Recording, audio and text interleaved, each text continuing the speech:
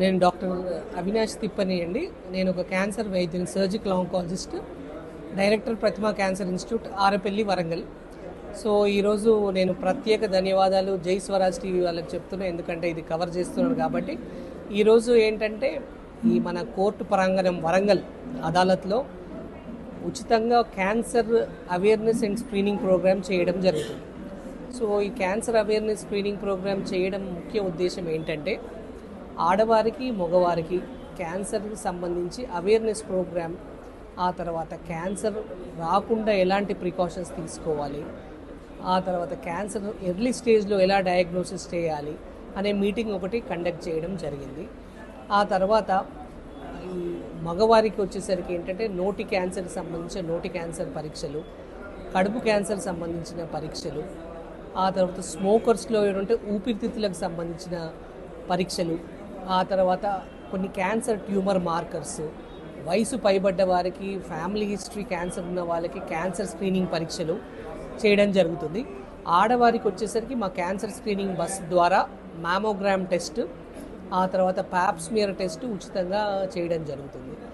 ఇక్కడ వచ్చిన patients cancer ఏమైనా సిమ్టమ్స్ ఉన్నా, ఏదైనా ఐడెంటిఫై అయిన పేషెంట్స్ని మా ప్రతిమా క్యాన్సర్ హాస్పిటల్ ఆరపల్లి దగ్గర ఫ్రీగా వాటికి సంబంధించిన పరీక్షలు, బయాప్సీలు, ఆ తర్వాత ట్రీట్మెంట్ కూడా చేయడానికి ప్లాన్ చేయడం జరిగింది. ఈ ప్రతిమా క్యాన్సర్ ఇన్స్టిట్యూట్ ఆరపల్లిలో ఉంది. ఇది ముఖ్యంగా ఏంటంటే క్యాన్సర్ అండ్ గ్యాస్ట్రోకి సంబంధించిన హాస్పిటల్. అన్ని రకాల ఇన్సూరెన్స్, ఆరోగ్యశ్రీ ఫెసిలిటీస్ కూడా మనకు ఉన్నాయి.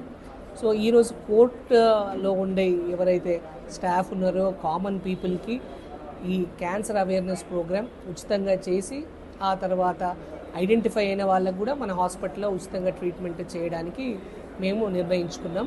ఈ ప్రతిమా క్యాన్సర్ ఇన్స్టిట్యూట్ ద్వారా ప్రతి మంత్ రెగ్యులర్గా ఈ క్యాన్సర్ స్క్రీనింగ్ ప్రోగ్రామ్స్ చేయడం జరుగుతుంది.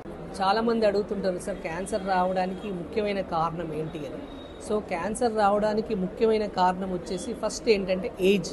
సాధారణంగా ఏ క్యాన్సర్ అయినా ఏజ్ పైబడ్డ వారికి, అంటే ఒక 50-60 దాటిన వాళ్ళకు క్యాన్సర్ రావడం జరుగుతుంది. నెక్స్ట్ వచ్చేసి అంటే వంశపారంపరమైన కారణాలు, అంటే హెరిడిటరీ క్యాన్సర్స్ ఉంటాయి, అంటే వంశపారంపర్యంగా వచ్చే క్యాన్సర్స్ ఉంటాయి.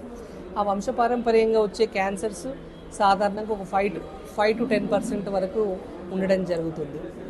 నెక్స్ట్ వచ్చేసి అంటే హ్యాబిట్స్, అంటే మనం తీసుకునే హ్యాబిట్స్ వల్ల వచ్చే క్యాన్సర్స్ ఉంటాయి. అంటే రెగ్యులర్లీ ఇండియాలో గుట్కా హ్యాబిట్ ఉన్న వాళ్ళకి ఏంటంటే నోటి క్యాన్సర్ రావడం జరుగుతుంది. ఆ తర్వాత ఇండియాలో ఏంటంటే పాన్, గుట్కా, తంబాకు ఈ హ్యాబిట్స్ చాలా ఎక్కువ ఉంటాయి.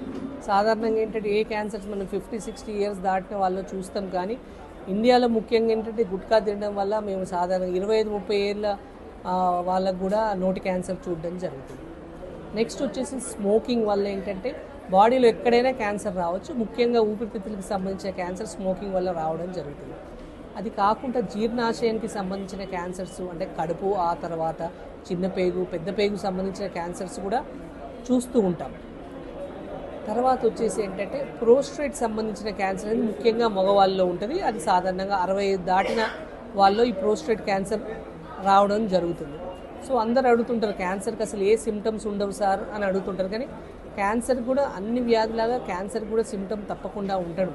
కానీ పేషెంట్స్ ఏంటంటే ఆ సిమ్టమ్స్ వేరే వాటికి వస్తాయేమో అని దాన్ని అశ్రద్ధ చేస్తున్నారు. సాధారణంగా ఊపిరితిత్తుల క్యాన్సర్ అనుకో, పేషెంట్కి దగ్గు కానీ, ఆయాసం కానీ, మోస కానీ, వాంతి చేసుకుంటే కానీ, లేకపోతే అంటే కళ్ళలో తెముడలో బ్లడ్ పడ్డం కానీ ఇవన్నీ జరుగుతుంటాయి. పేషెంట్ ఇది ఏమంటుంటారు, మామూలు జలుబు అనుకోవచ్చు, లేకపోతే నిమోనియా అనుకోవచ్చు, టీబీ అనుకోవచ్చు, కానీ క్యాన్సర్ సిమ్టమ్ ఇలాగే ఉంటుంది. ఆ తర్వాత గొంతుకు సంబంధించి మార్పు, గొంతులో గడ్డలు, మింగడం కష్టం, నోట్లో పుండు, ఇవన్నీ ఉండగా చాలామంది ఏంటంటే మామూలుగా నోట్లో వచ్చే పుండు వేడితో వస్తుంది అనుకుంటారు, కానీ క్యాన్సర్ వల్ల కూడా నోట్లో పుండు వస్తుందని సాధారణంగా అనుకోరు. సాధారణంగా మోషన్కి వెళ్తే బ్లడ్ పడ్డం కానీ, లేకపోతే మలబద్ధకం కానీ, విరోచనాలు అవ్వడం కూడా రెగ్యులర్గా చూస్తూనే ఉంటాయి. సాధారణంగా విరోచనాలు ఇలా అయిందంటే ఇది అజీర్తి చేసింది, వేడి చేసింది ఏమో అని దాన్ని కూడా వదిలేస్తుంటారు. ఈ సిమ్టమ్స్ 50 దాటిన వాళ్ళంటే that is the most common symptom of cancer, అది కూడా మిస్ అవ్వడం జరుగుతుంది.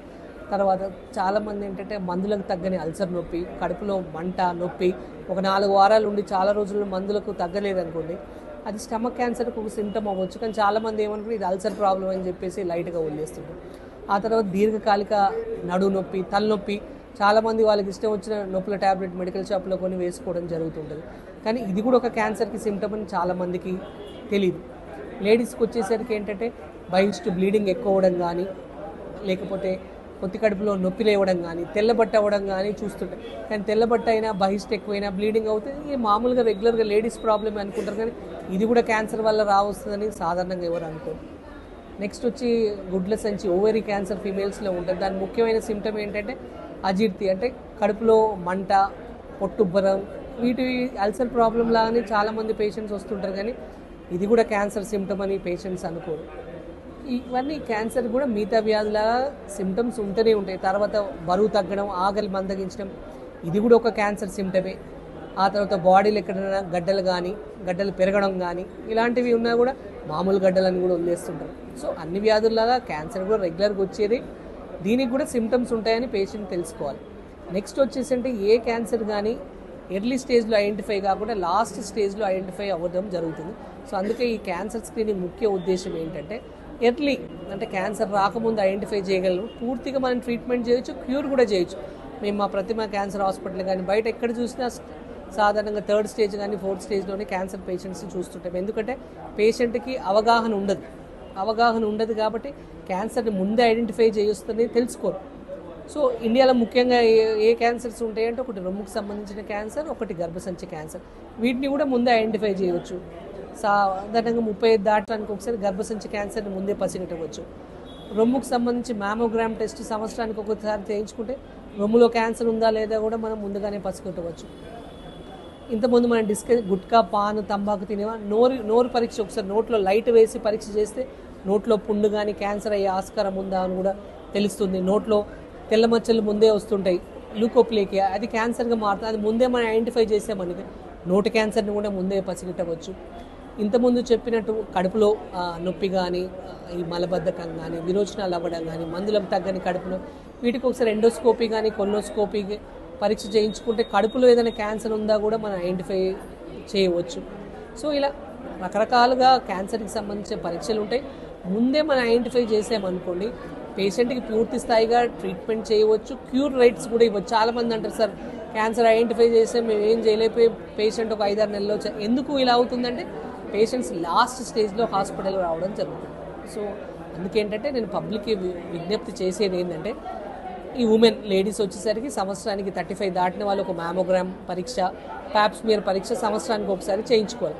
మగవాళ్ళు వచ్చేసరికి 50 దాటిన వాళ్ళకు సిమ్టమ్స్ ఏమనంటే ఎక్కువ స్మోకర్స్ అనుకోండి, స్మోకర్ సంబంధం ఛాతీకి ఒక సిటీ స్కాన్ చేయించుకోవాలి. గుట్కా, పాన్, అంబర్ తినే వాళ్ళు నోటికి సంబంధించిన పరీక్షలు, కడుపుకి ఏమైనా ప్రాబ్లమ్స్ ఉన్నాయని ఒకసారి ఎండోస్కోపీ, కొల్నోస్కోపీ స్కానింగ్ చేయించుకుంటే ఈ క్యాన్సర్ని మనం ముందే ఐడెంటిఫై చేయగలం.